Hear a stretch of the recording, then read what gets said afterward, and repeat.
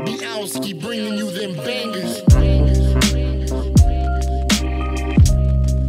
I'm Zark.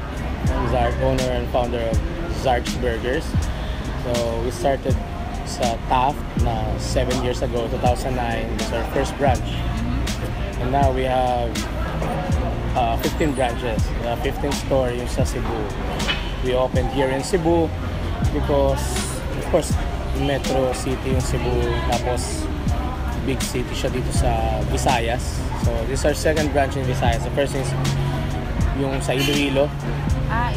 So basically this year na may mga openings kami sa Visayas. Yes. After dito, mag-open kami next month sa Bacolod, and then after 2 months, balik ulit kami sa Cebu, mag-open kami sa IT Park, or second branch here in Cebu. 2 stores sa Cebu kasi it's a very big city. Yes, tapos malaki yung market, tapos yun, maganda yun naman reception sa amin.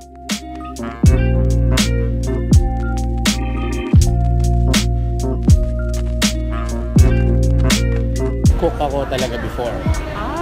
So yun, tapos ang dream, syempre all cooks dream to own a restaurant. So yun yung dream ko. Yun yung dream ko. And yun, that's why I took up HRM nung college. Tapos I worked my way up sa nag-work ako sa restaurants. Then nag-work ako 2 years sa cruise ship, sa cook. Then nag-save lang konting pang capital. Then when I was 23 years old, nag-inopen ko yung first ng Zark's. Yeah.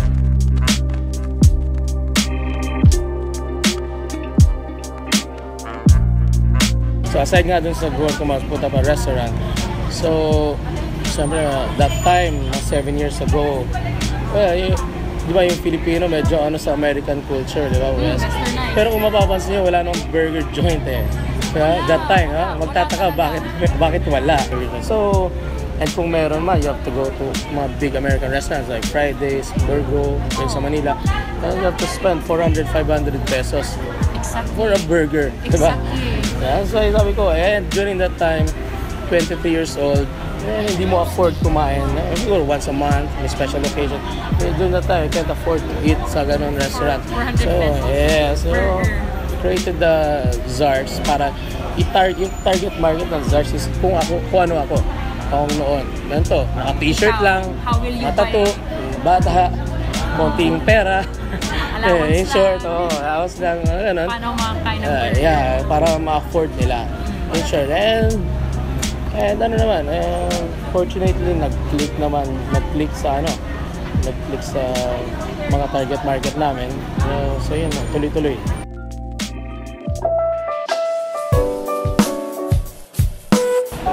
If you really want something, nakafocus ka dun sa gusto mong gawin.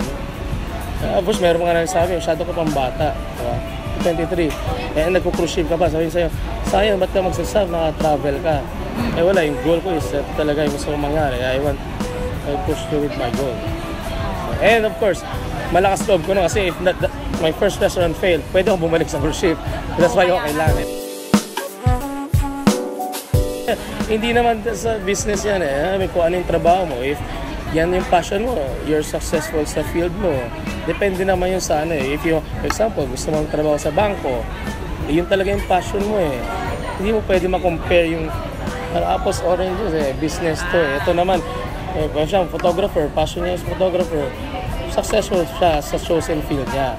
So, kanya-kanyang passion yun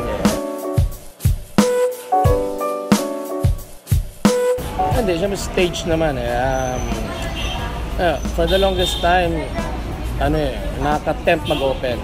Especially, ang dami gusto mag-franchise. Kahit na second year pa lang namin, marami nang pumapansin sa amin ng potential sa Manila. So ngayon, gusto ko dahan-dahan lang. Dahan-dahan. Yes. And hindi naman to, last year lang kami nag-open Hindi naman kami 2 years ago lang. So 7 years na kami.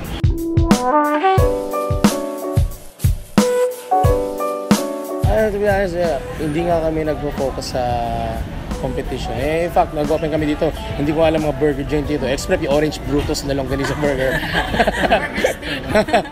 Except hindi ko, to be honest, kahit sa Manila, nag-expand kami. So we don't really focus sa competition Kasi especially yung best burgers, we have the best burgers.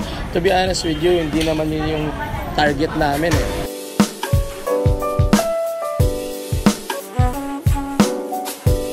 Hindi naman namin sinasabi we are the best burgers. In fact, we are not the best burgers. Pero we are very proud na, yun nga, dapat sabi ko kanina, yung value for money naman kami.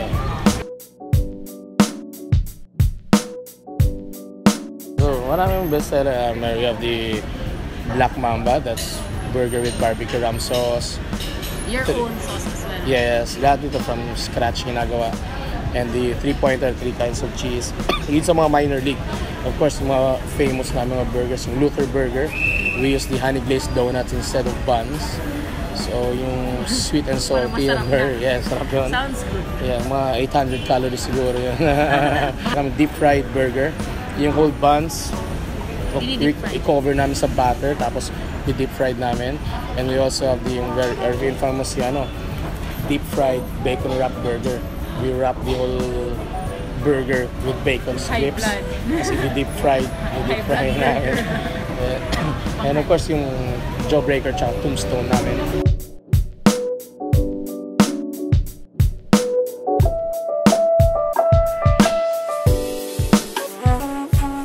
Hi sa mga taga Cebu. So, invite ko dito sa Zark's Burgers dito sa SM City, Cebu. So, try nyo.